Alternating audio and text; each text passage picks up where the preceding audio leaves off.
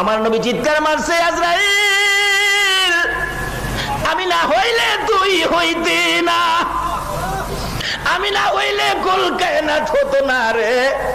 আমার বুকের উপর হাত দিছো, আমি এত কষ্ট পাইতেছি রে আজরাইল, না জানি আমার গুনাহগার উম্মতের কত কষ্ট দেস রে আজরাইল। আমি রাসূল তোরে এই মুহূর্তে বলে দিলাম, আজ থেকে কিয়ামত পর্যন্ত আমার গুনাহগার এতিম উম্মতের জান খানদান করবি রে। আমার উম্মতের সকল ব্যথাগুলো আমি নবীর বুকের উপর চাপাইয়া দে।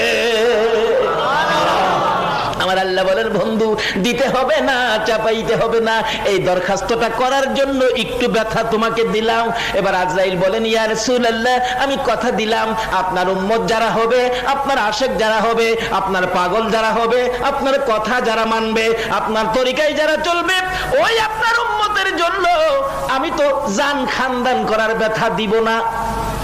নবী গো আপনার সাথে ওয়াদা দিলাম, আপনার উম্মত যারা হবে গো, আপনার উম্মতের জান আমি এমন ভাবে খানদান করব, ছোট ছোট বাচ্চারা যেমন মার স্তনের দুধ খাইতে খাইতে ঘুমিয়ে যায়, কোনো খবর পায় না, ঠিক এইভাবে আমি আজরাইল আপনার উম্মতের জান